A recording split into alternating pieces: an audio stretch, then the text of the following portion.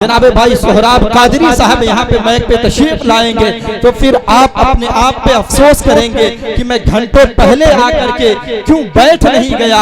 आप बैठना चाहेंगे फिर भी आपको जगह नहीं मिलेगी। इसलिए मैं गुजारिश कर रहा हूँ अदब और एहतराम के साथ कि आप हजरात अभी वक्त है, मौका गनीमत समझते हुए जानते हुए आप हजरात अपने आकर के अपनी अपनी जगह यहाँ पे कालीन पे ले ले, अदब और एहतराम के साथ आप बैठ जाए ताकि ऐसा लगे कि आप जो है सिर्फ यहाँ पे आप सुनने के लिए आए हुए हैं, ऐसा नहीं है कि सिर्फ देखने के लिए आए हैं, देख करके चले जाएंगे। माशाअल्लाह कुछ अच्छे लोग चले आ रहे हैं, अल्लाह इन्हें सलामत रखे। और जो भाई अगर नहीं आना चाहते हैं तो अपने घर भी जा सकते हैं। एक बार दोनों हाथों को उठा के कह दे या रसूल अल्लाह।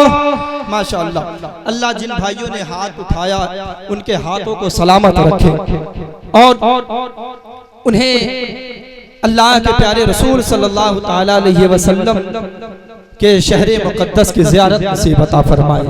एक बार और मौका दे रहा हूँ उन हजरात को जो हजरात अभी हाथ नहीं उठा पाए, उनके लिए भी यही दुआ है। जो हजरात अभी हाथ नहीं उठा पाए हैं वो हाथ उठा करके उस दुआ में शामिल हो जाइएगा। बुलंद आवाज़ से या रसूल अल्लाह या हबीब अल्लाह शेर पढ़ता हूँ, फिर इंशाअल्लाह अज़ीज़ नज़्म से नस्र की तरफ आपको लेकर के चलूंगा और एक बेहतरीन खतीब से आपकी मुलाकात करवाऊंगा। शायर कहता है कि हम कबूतर जो मदीने के उड़ाने लग जाए, हम कबूतर जो मदीने के उड़ाने लग जाए, ये जो जहाजों के मालिक हैं ठिकाने उड़ाने लग जाए, ये जो जहाजों के मालिक हैं ठिकाने लग जाए। और इतने औसाफ है सरकार में गिनती ही नहीं, एक सिपह सोचने बैठूं तो ज़माने लग जाए। क्या कहते और हम जो सरकार की सुन्नत पे अमल पैरा हो तो शेर जंगल के मेरे पाँव दबाने लग जाए। हम जो सरकार की सुन्नत पे अमल पैरा हो तो शेर जंगल के मेरे पाँव दबाने लग जाए। कहीं ऐसा तो नहीं आप मेरी बात समझ नहीं पा रहे हैं? समझ रहे हैं आप? ऐसा लग रहा है कि मैं शेर पढ़ रहा हूँ।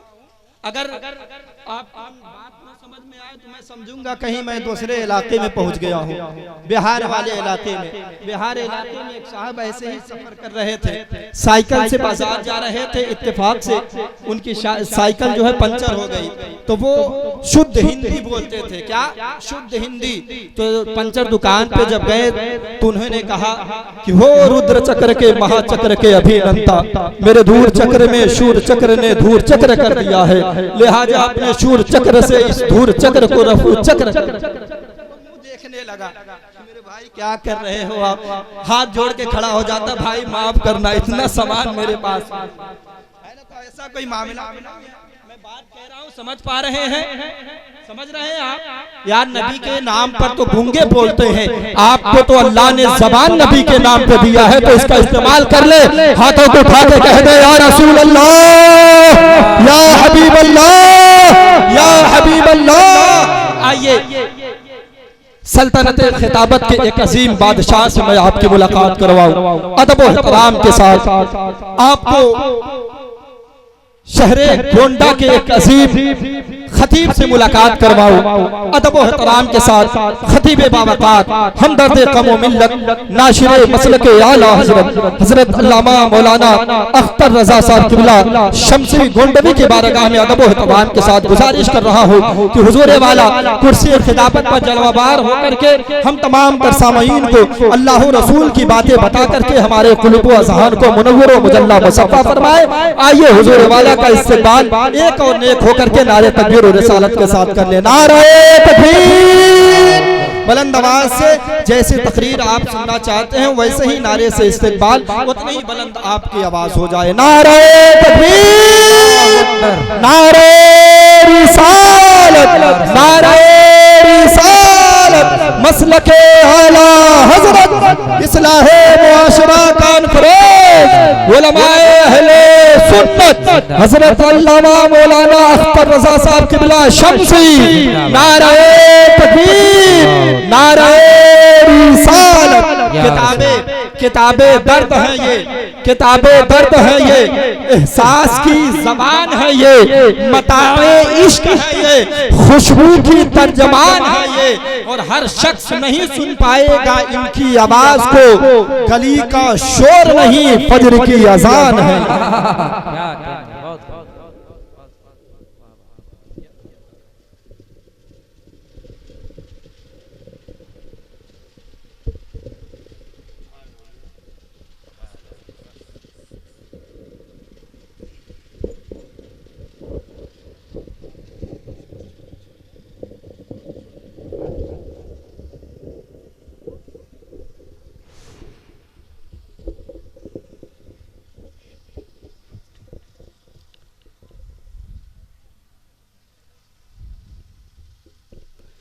अस्सलामु अलैकुम व रहमतुल्लाहि व बरकातुहू। वालेकुम सलाम व रहमतुल्लाह। नहमदुहु व नुसल्ली अला रसूलिहिल करीम, अम्मा बाद। फ़अऊज़ु बिल्लाहि मिनश शैतानिर रजीम, बिस्मिल्लाहिर रहमानिर रहीम। इन्नद-दीन इंदल्लाहिल इस्लाम, आमन्तु बिल्लाहि सदक़ल्लाहुल अज़ीम व बल्लगना रसूलुहुन नबियुल अमीनुल करीम, व नहनु अला ज़ालिका लमिनश शाहिदीन व शाकिरीन वल्हम्दुलिल्लाहि रब्बिल आलमीन। बाद तौहीद के मतवालों, शमए रिसालत के परवानों, गौस रज़ा के दीवानों, आइए खुलूस व एहतराम के साथ मोहसिन कायनात, रहमत आलम, नूर मुजस्सम, सैयदुल अंबिया, इमामुल अंबिया, मालिक जन्नत, शाफ़े मैशर, हुजूर मुहम्मदुर रसूलुल्लाह सल्लल्लाहु ताला अलैहि वसल्लम की मुक़द्दस बारगाह में दुरूद व सलाम का नजराना पेश करें। पढ़ें बावाज़े बुलंद, अल्लाहुम्मा सल्ली अला सय्यिदना मौलाना मुहम्मदिन बारिक व सल्लिम, सल्लु अलैहि सलातु व सलामुन अलैका या रसूलल्लाह सल्लल्लाहु ताला अलैहि वसल्लम। माइक ऑपरेटर से गुजारिश है कि गूंज कम कर दें, इको थोड़ा कम कर दें, रिपीट भी कम कर दें थोड़ा थोड़ा। हजरात, मुबारकबाद के मुस्तहिक है इस गांव के तमामी हजरात जो एक अज़ीमुशान इस्लाह मुआशरा कॉन्फ्रेंस में शिरकत की सादत हासिल कर रहे हैं। मेंबर नूर पे हमारी जमात के मौक़र उलमाए कराम तशरीफ़ फरमाए, खुसूसियत के साथ आबरू एहले सुन्नत हज़रत अल्लामा इमरान अहमद साहब क़िबला अमजदी जो इस जलसे की सदारत फरमा रहे हैं। मुबल्लिग इस्लाम, नाशिर मसल के आला हज़रत अल्लामा इकबाल अहमद साहब क़िबला मिसबाही, पैकर इखलास व मोहब्बत हज़रत अल्लामा सिद्दीक़ अहमद साहब क़िबला, वासिफ़ शाह उदा बुलबुल बाग़ मदीना जनाब हाशिम रज़ा साहब, और हज़रत हाफ़िज़ क़ारी अमीर आलम साहब क़िबला, हज़रत क़ारी सद्दाम साहब क़िबला, हज़रत हाफ़िज़ क़ारी इम्तियाज़ अहमद साहब क़िबला, और ढेर सारे उलमाए कराम मेंबर नूर पे जलवाबार हैं। थोड़ी देर के लिए आप हज़रात की समातों की दहलीज पर हाजिर हूँ।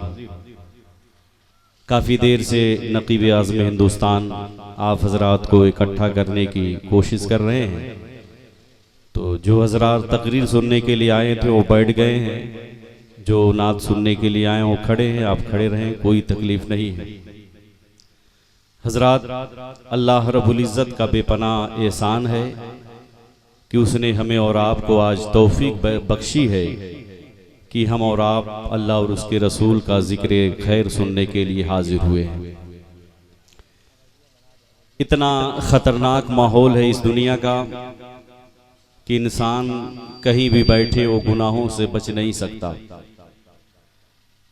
बैठा है बंदा, अपने दुकान में बैठा है, वहाँ भी ज़बान खुलती है तो किसी न किसी के शिकवे और शिकायत में ज़बान खुलती है। आदमी कहीं नहीं है, अपने घर में बैठा है अपनी बीवी के साथ, तो वहाँ भी वो गुनाहों से बच नहीं पाता है, क्योंकि वो ज़बान खोलता है तो किसी न किसी की ग़ीबत ही करता है। तो दुनिया में जिस जगह हम बैठते हैं गुनाहों से बच नहीं पाते, लेकिन महफिल मिलाद एक ऐसी महफिल है, हम यहाँ बैठते हैं तो खामोशी के साथ बैठते हैं और बोलते हैं तो सुभान अल्लाह बोलते हैं। तो मेरे ख्याल से इससे बेहतर कोई और मजलिस नहीं हो सकती। हम खुशनसीब हैं कि अल्लाह रब्बुल इज़्ज़त ने हमें और आपको मुसलमान बनाया और हमें ईमान अता किया और मज़हब इस्लाम जैसा सच्चा और प्यारा मज़हब अता किया। और सबसे बड़ी बात यह है कि अल्लाह ताला ने हमें नबी दिया तो नबियों का सरदार अता किया, हमें उम्मती बनाया तो नबियों के सरदार का उम्मती बनाया।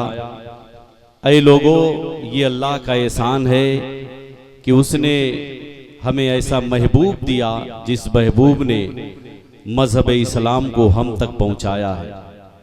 ये हम खुशनसीब हैं कि इस्लाम के मानने वाले हैं। लेकिन ऐ लोगों, जितना आसानी से हमने इस्लाम पा लिया है, इतनी आसानी से इस्लाम यहाँ तक नहीं पहुँचा है, बल्कि बहुत कुर्बानियों के बाद ये इस्लाम यहाँ तक पहुँचा। और लोग इस्लाम की कदर इसलिए नहीं जान सके, अगर जान जाते तो लोग अफरा तफरी, इधर उधर खेल कूद, तमाशा, होटलबाजी नहीं करते। अगर उन्हें इस्लाम की अजमत मालूम हो जाए तो फिर आकर के खामोशी के साथ बैठ करके इस्लाम लाने वाले का जिक्र यहाँ बैठकर सुनते। लेकिन उन्हें इस्लाम की अजमत क्या पता? जिसने इस्लाम के लिए न कोई कुर्बानी दी, न खून बहाया, न बाजू कटवाया, न औलाद की कुर्बानी दी, उसे क्या पता कि इस्लाम है क्या। इस्लाम की अजमत अगर समझना है तो बिलाल हबशी से पूछिए कि ऐ बिलाल हबशी, आपको इस्लाम कैसे मिला? तो यही कहेंगे कि जब मैंने इस्लाम कबूल किया तो मुझे बहुत सताया गया, मेरे सीने पे वजनी पत्थर रखा गया जिससे मेरी जबान बाहर निकल पड़ी, मेरे गले में रस्सी का फंदा डाल करके खींचा गया। इस्लाम समझना है तो हजरत खब्बाब से पूछिए, ऐ खब्बाब, आपको इस्लाम कैसे मिला? वो यही कहेंगे कि जब मैंने इस्लाम कबूल कर लिया था, मुझको आग के जलते हुए अंगारों पर पीठ के बल लिटा दिया गया था और मेरी पीठ से इतनी चर्बी पिघली थी कि चर्ब की वो आग बुझ गए थे और मैं घंटों बेहोश रहा। इस्लाम को समझना है तो हजरत सुमैया से समझिए, जब उन्होंने इस्लाम कबूल किया तो नाव के नीचे नेजा मार करके उन्हें शहीद किया गया। आज हमने इस्लाम के लिए कोई कुर्बानी नहीं दी, लेकिन इब्तिदाई इस्लाम में जब कोई कलमा पढ़ता तो उसे मारा जाता, उसे सताया जाता, उसे डराया जाता, उसे धमकाया जाता। आज हमने भी इस्लाम कबूल किया है, हमारे साथ ये कोई जुल्म ज्यादती नहीं हुई, इसलिए हम इस्लाम की कदर न जान सके, इसलिए कि इस्लाम के लिए हमने कोई कुर्बानी पेश नहीं की। इस्लाम तो हमें फ्री में मिल गया। हम मुसलमान घराने में पैदा हुए, किसी ने हमारे कानों में आकर के अल्लाहु अकबर की सदा बुलंद की, रसूलुल्लाह की रिसालत की गवाही दी। हम समझ गए कि हम इस दुनिया में रसूलुल्लाह का नौकर बनकर के तशरीफ लाए हैं। लेकिन उनसे पूछिए जिन्होंने इस्लाम के लिए बहुत कुर्बानियां दी, थोड़ा सही करिए, जैसे था वैसे कर दीजिए। हमने इस्लाम के लिए कोई कुर्बानी नहीं दी, इसलिए इस्लाम की कदर हम न जान सके। ऐ लोगों, पैगंबर इस्लाम की जिंदगी देखिए, आखिर वो कौन ऐसा जुल्म और तशद्दुद का पहाड़ नहीं था जो हुजूर पे नहीं ढाए गए थे।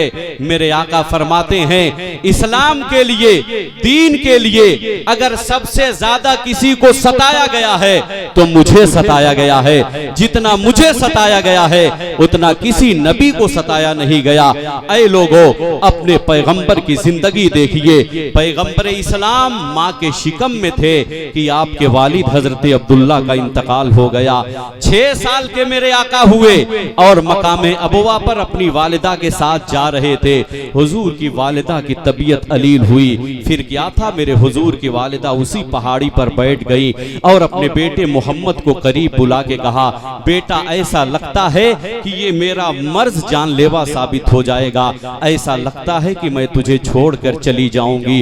हुजूर अपने माँ से लिपट कर रोने लगे। मेरे नबी की माँ कहती है, बेटे तुम फिक्र न करो, मैं दुनिया से जा रही हूँ, मुझे कोई गम नहीं है, इसलिए कि दुनिया में तुझ जैसा पाकीज़ा बेटा छोड़ करके जा रही हूँ। उसके बाद क्या था, थोड़ी देर के बाद हुजूर की वालिदा की तबीयत अलील हुई, उसी मकामे अबवा पर इंतकाल हो गया। मेरे हुजूर ने अपने नन्हे नन्हे हाथों से उसी मकामे अबवा पे कब्र तैयार किया है, अपनी वालिदा को दफन किया है। ऐ लोगों, हुजूर के साथ और कोई नहीं था। साथ में सिर्फ हजरत उम्मे ऐमन थी और तीसरा कोई नहीं था।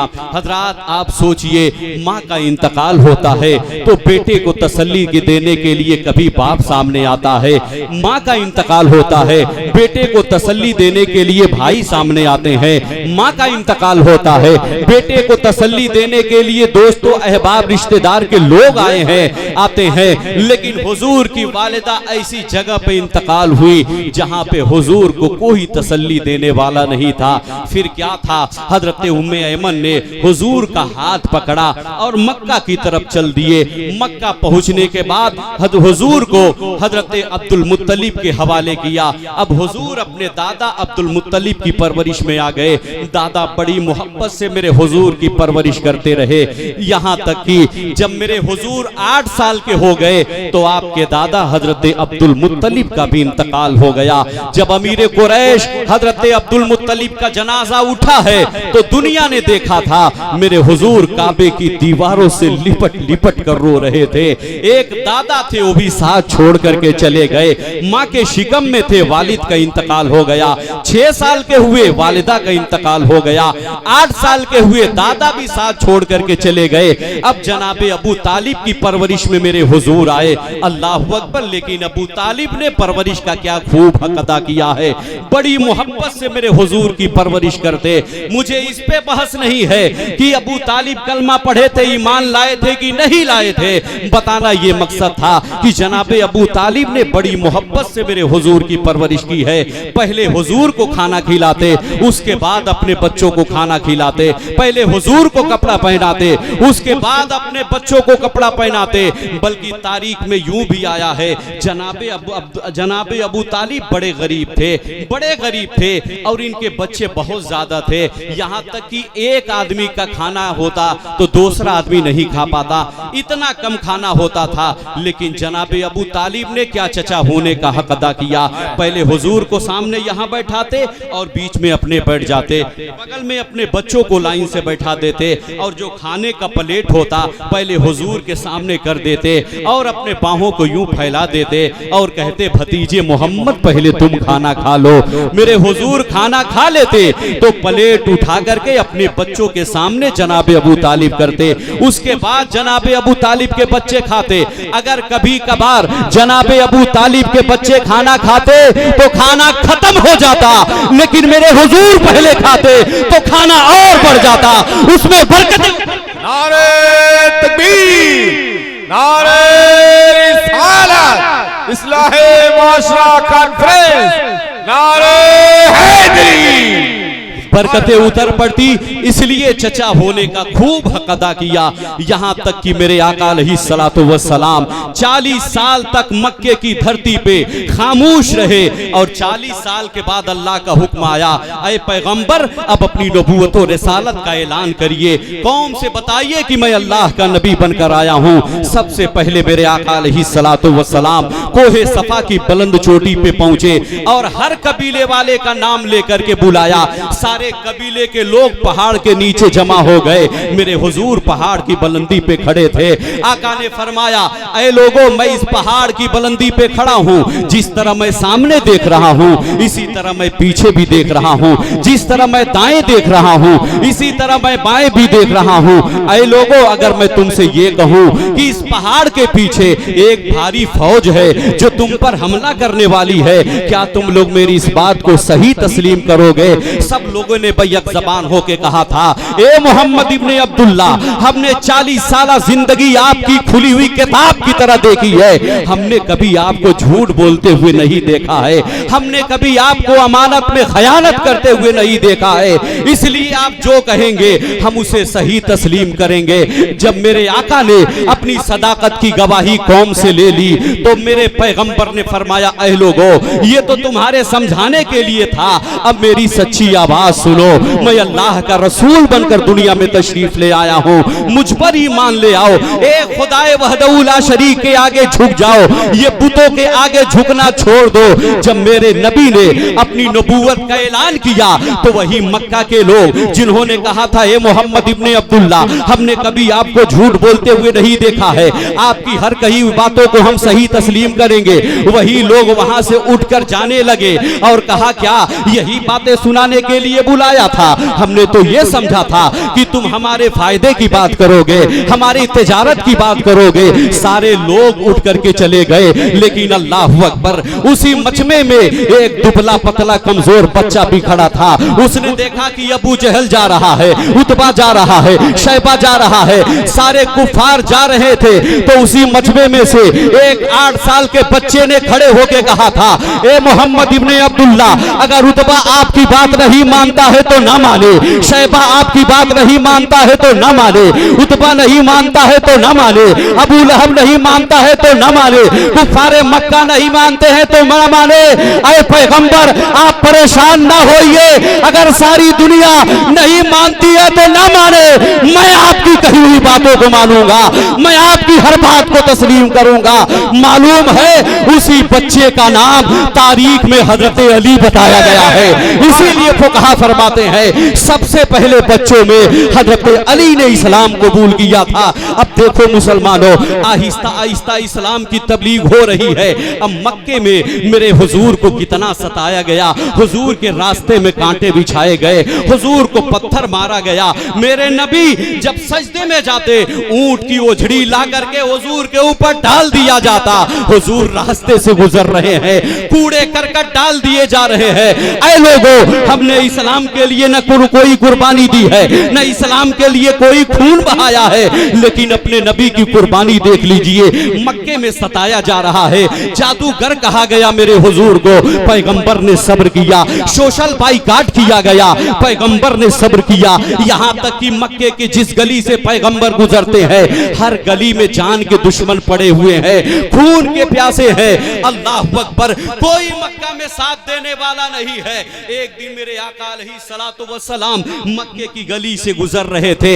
अबू जहल जो हुजूर का सबसे बड़ा दुश्मन था, एक दिन उतबा शैबा को साथ लेता है और हुजूर के सामने आकर के खड़ा हो गया। हुजूर के शान में नाज़ेबा कलिमात कहा, मेरे पैगंबर ने कोई जवाब न दिया। हुजूर समझ गए कि ये झगड़ा करने के इरादे से आया है। हुजूर और आगे निकल गए, उसने यहीं तक बस नहीं किया, हुजूर के आगे बढ़ा और हुजूर के सीने पे अपना यूं हाथ मारा, लेकिन पैगंबर ने कोई जवाब न दिया। हुजूर और आगे निकल गए, उसने यहीं तक बस नहीं किया, उसने जमीन से एक पत्थर उठाया है और पत्थर मेरे नबी के पेशानी पे मारा है। ऐसा पत्थर मारा कि हुजूर के पेशानी मुबारक फटा है, खून निकला है, पूरा चेहरा खून में लहूलुहान हो गया। आज जब मेरे नबी को पत्थर मारा गया था तो किसी मक्के के सरदार के दरवाजे पे नहीं गए, किसी दुनियादार के दरवाजे पे नहीं गए, सीधे मेरे नबी खाने काबा आते हैं और अपनी पेशानी को बारगाहे खुदावंदी में रख करके रो रो करके अपने मालिक से फरियाद कर रहे थे। अल्लाह अकबर, मक्के में शोर बरपा हो गया, मोहम्मद इब्ने अब्दुल्ला को पत्थर मारा गया है। उस वक्त जनाबे अमीर हमजा अभी कलमा नहीं पढ़े थे, वो शिकार खेलने के लिए गए थे और शिकार खेल कर जब वापस आए तो जब जैसे ही मक्के की सरहद में दाखिल हुआ तो क्या देखा कि चंद औरतें बैठी थी और बैठ करके बात कर रही थी। जब उन औरतों ने जनाबे अमीर हमजा को देखा तो कहा, वो देखो अमीर हमजा को, ये कितना अकड़ अकड़ के चल रहा है, ये कितना इतरा इतरा कर चल रहा है। जनाबे अमीर हमजा चलते थे तो जरा अपने बाहों को यूं फैला कर चला करते थे। जनाबे अमीर हमजा को देखकर उन औरतों ने कहा, अगर इस अमीर हमजा को मालूम हो जाता इसके भतीजे को मक्के में पत्थर मारा गया है तो इतना अकड़ कर नहीं चलता, इतना इतरा कर नहीं चलता। हजरत अमीर हमजा के कान के पर्दे से वो आवाज टकराई है, कदम रुक गए, पीछे मुड़कर जाकर औरतों से पूछा, पूछा, ए औरतों, किसने मेरे भतीजे को पत्थर मारा है? उन औरतों ने कहा, हमने सुना है कि अबू जहल ने आपके भतीजे को पत्थर मारा है। जैसे इतना सुनते हैं जनाबे अमीर हमजा, खानदानी खून जोश मारने लगता है। उसके बाद जलाल में आते हैं, चेहरा सुर्ख हो जाता है और लोगों से पता पूछा, ए लोगों, ये बताओ इस वक्त अबू जहल कहाँ मिलेगा? लोगों ने कहा, फला मकाम पर अबू जहल बैठा हुआ है। जनाबे अमीर हमजा तलवार हाथ में लेते हैं और वहां पहुंचा है जहां पे अबू जहल बैठा था। जनाबे अमीर हमजा ने मियान से तलवार निकाली और अपने दस्ते से, तलवार के दस्ते से अबू जहल के सर पे ऐसा मारा कि उसका सर फटा, खून निकला। और एक तारीखी जुमला हजरत अमीर हमजा ने कहा था, ए अबू जहल सुन ले, अगर मेरा भतीजा यतीम है तो ये ना समझना कि वो लावारिस है, अभी भी उसका चचा जिंदा है। हाथ उठाओगे हाथ काट लिया जाएगा, आंखें उठाओगे तुम्हारी आंखें फोड़ दी जाएगी। उसके बाद जनाबे अमीर हमजा वहां से सीधे चले हैं और लोगों से पूछा, ऐ लोगों, ये बताओ किसी ने मेरे भतीजे को देखा है? किसी ने कहा, हाँ हाँ, हमने हरम की तरफ जाते हुए देखा। किसी ने कहा, हमने आपके भतीजे मोहम्मद को हरम में रोते हुए देखा है। सीधे अमीर हमजा खाने काबा पहुंचे हैं कि आप देखते हैं कि पैगंबर इस्लाम अपनी पेशानी को जमीन पर रख करके ज़ारो कतार रो रहे हैं, अपने मालिक से फरियाद कर रहे हैं। जनाबे अमीर हमजा पहुंचे हैं और कहा, ये भतीजे खुश हो जाओ, हमने तुम्हारा बदला अबू जहल से ले लिया। लेकिन पैगंबर ने सर नहीं उठाया। फिर कहा, ए भतीजे खुश हो जाओ, हमने तुम्हारा बदला अबू जहल से ले लिया। लेकिन पैगंबर ने सरे मुबारक को सजदे से नहीं उठाया। फिर जनाबे अमीर हमजा ने अपना हाथ यूं मेरे नबी के कांधे पे रखा और कहा, भतीजे खुश हो जाओ, हमने तुम्हारा बदला अबू जहल से ले लिया। जैसे कहा भतीजे खुश हो जाओ, मेरे नबी ने सरे मुबारक को सजदे से उठाया है। जनाबे अमीर हमजा ने देखा, जहां मेरे नबी ने सजदा किया था वो जमीन आंसुओं से तर हो गई थी और पूरा चेहरा खून में लहूलुहान हो गया है। उसके बाद मेरे आका रो के कहते हैं, आज मेरा कोई चचा नहीं है, अगर मेरा कोई चचा होता तो मक्के में पत्थर नहीं मारा जाता। काश मेरी माँ हजरत आमिना जिंदा होती तो तन्हा हरम में बैठकर आंसू नहीं बहाता। काश मेरे वालिद हजरत अब्दुल्ला जिंदा होते तो आज मुझे हरम में यूं नहीं सताया जाता। उसके बाद जनाबे अमीर हमजा ने कहा, ए भतीजे खुश हो जाओ, हमने तुम्हारा बदला अबू जहल से ले लिया। मेरे आका फरमाते हैं, ओ चचा सुनो, अरे मोहम्मद बदला लेने से खुश नहीं होता है। अर्ज करते हैं चचा, अर्ज करते हैं, ओ भतीजे आखिर तुम कैसे खुश हो गए? मेरे नबी फरमाते हैं, ओ चचा अगर मोहम्मद को खुश करना चाहते हो तो मोहम्मद पर ईमान ले आओ, उसकी इबादत करो जिसकी मैं इबादत करता हूँ, उसका सजदा करो जिसका सजदा मैं करता हूँ। जैसे ही जनाबे अमीर हमजा ने इतना सुना है, कदमों से लिपट गए, रो के कलमा पढ़ लेते हैं, अशहदु अल्ला इलाहा इल्लल्लाह व अशहदु अन्ना मुहम्मदन अब्दुहु व रसूलुहु। नारे रिसालत इस्लाहे माशरा कॉन्फ्रेंस, नारे हैदरी। जैसे जनाबे अमीर हमजा ने कलमा पढ़ा है, मेरे आका खाने काबा की तरफ दौड़े हैं और खाने काबा का गिलाफ पकड़कर अपने कलेजे से लगाया और कहा, ए परवरदिगार तूने मोहम्मद को एक शेर दे दिया है, अब दूसरा शेर भी मोहम्मद, दूसरा शेर भी मोहम्मद की झोली में डाल दे। ऐ लोगों, इस्लाम के लिए हमने कोई कुर्बानी नहीं पेश की है, यही वजह है हम इस्लाम की कदर न समझ सके, यही वजह है हम इस्लाम को जान न सके।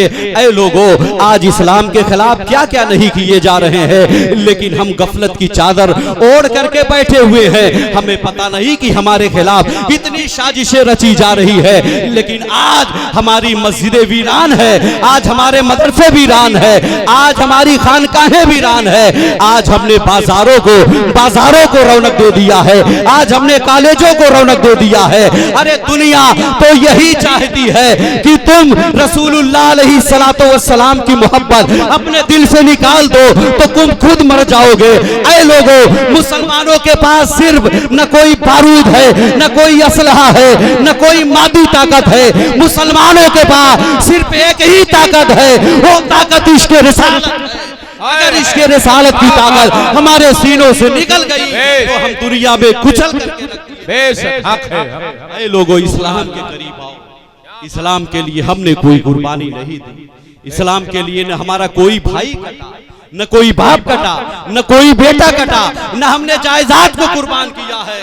लेकिन याद रखो, जिन सहाबा ने कुर्बानी दी है, ये उन्हीं की कुर्बानी का नतीजा है कि आपके सरों पे टोपियां नजर आ रही हैं, आपके चेहरों पे दाढ़ियां नजर आ रही हैं। इसलिए ऐ लोगों, इन उलमा से करीब हो जाओ। जितना ही इन उलमाए कराम से करीब होंगे, इंशाअल्लाह आपके ईमान की हिफाजत होगी। लेकिन आप उलमा से दूर भागते हैं, उलमा से दूर भागते हैं, और जो कौम उलमा से दूर भागती है वो कौम दुनिया में जलीलो खार कर दी जाती है। इसलिए लोगों, दीन के करीब आओ। याद रखो, दुनिया में कोई आबे हयात पीकर नहीं आया, हक है। सबको एक न एक दिन इस दुनिया से जाना है, और ये जिंदगी बड़ी मुख्तसर है, बड़ी जिंदगी मुख्तसर है। हम लम्हा ब लम्हा मौत के करीब होते चले जा रहे हैं। इसलिए ये लोगों, अपने ईमान को बचाओ। हुजूर अलैहिस्सलातु वस्सलाम का जो इश्क है, इसे सीने में जला करके रखो, और जिस दिन इश्क रिसालत हमारे सीने से निकल जाएगी, समझ लो कि हम मर गए। हम जिंदा हैं तो अपने नबी के इश्क की बुनियाद पे जिंदा हैं। यार, हमारी जिंदगी, हमारी मौत सब नबी की अजमत के कुर्बान है, सब नबी की अजमत पे कुर्बान है। हमारे पास क्या था? कुछ भी नहीं था। अल्लाह ने जो भी दिया है ये सब नबी का सदका है, सब नबी का सदका है। मैं आपको बहुत मुबारकबाद पेश करता हूँ कि इस गांव के लोगों ने इतना बड़ा जलसा किया, और बिलखुसूस हमारे मौलाना इमरान साहब ने बड़ी कोशिश की, बड़ी मेहनतें की। अल्लाह ताला इनकी कोशिशों को कबूल फरमाए। बहुत बड़े खतीब आपके दयार में आए हैं, खतीब आज़म हिंदुस्तान हजरत अल्लाह मुफ्ती कमालुद्दीन साहब किबला लखनऊ चिन्हट। इंशाअल्लाह आप उनकी तकरीर सुनेंगे, आपका ईमान ताजा हो जाएगा, आपकी आंखें अश्कबार हो जाएंगी। आप बैठे, अल्लाह ताला हम सब की हाजिरी को कबूल फरमाए। अस्तगफिरुल्लाह रब्बी मिन कुल्लि ज़ंबिन व अतूबु इलैहि, ला इलाहा इल्लल्लाह मुहम्मदुर रसूलुल्लाह सल्लल्लाहु तआला अलैहि वसल्लम। व आखिरु दावाना अस्सलामु अलैकुम व रहमतुल्लाहि व बरकातुहू।